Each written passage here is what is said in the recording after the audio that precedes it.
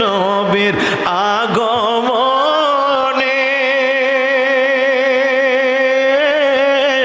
খুশির জোয়ার সবার মনে গো দয়াল নবীর আগমনে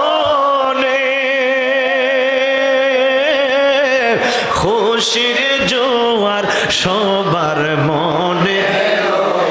নিয়ামত পাইয়া খুশির কথা নিয়ামত পাইয়া খুশির কথা বলছেন আল্লাহ তাআলা